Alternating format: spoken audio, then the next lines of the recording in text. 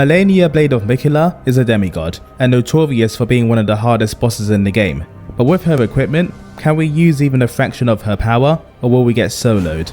Well, like the video and give it to me bite-sized. So Malenia's set comes with this awesome looking helmet, which pretty much goes with anything for a stylish addition to your build, and the entire set will give us weaker elemental defense but stronger physical defense and 37 poise. The hand of Malenia is the weapon she uses, a very long and heavy katana that forms part of her prosthetic arm, and this weapon comes with the skill Waterfowl Dance, the skill which ended your fight against the boss where she slashes her blade with flawless tracking. I've also added in the finger seal, which we can use to cast Scarlet Aeonia, requiring 35 faith to inflict damage and scarlet rot build up on enemies, and this is pretty much the equipment we have access to in its vanilla form.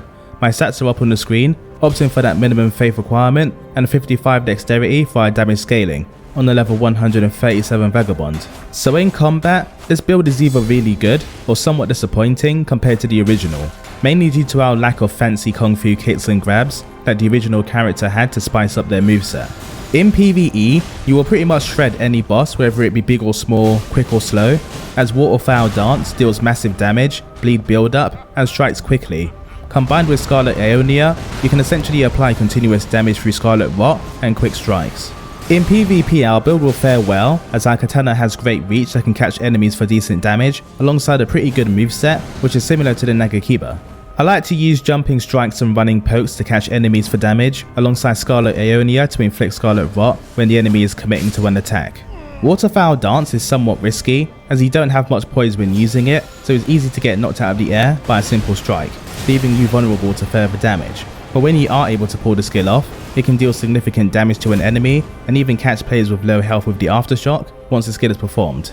But looking at the downsides, the weapon art can be tricky to pull off, it's easy to outrun, and our damage output isn't great, especially when compared to other katanas like the Nagakiba, which can be infused and has a comparable length to this weapon. Also, due to our lack of ranged attacks, you will be chasing people around trying to hit them, or running away from hefty greatsword users due to our lack of poise and damage when trading hits.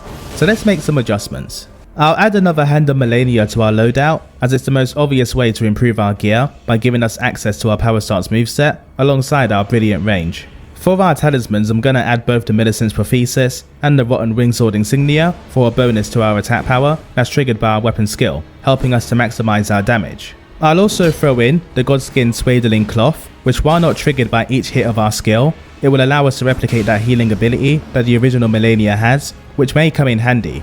And of course our handy Shard of Alexander, so we can get that 15% bonus damage to our skill. And with these adjustments, we have a slightly better setup that doesn't depend so much on our weapon art to win matches. We can essentially dish out brilliant damage on our jumping and rolling attacks that slash quickly, catching enemies reliably often.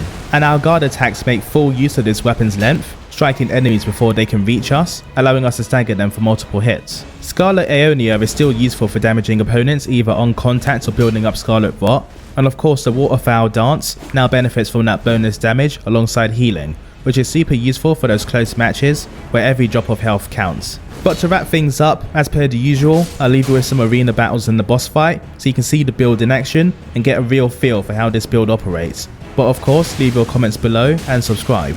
This is Bite-Sized Otaku, and I hope you enjoyed.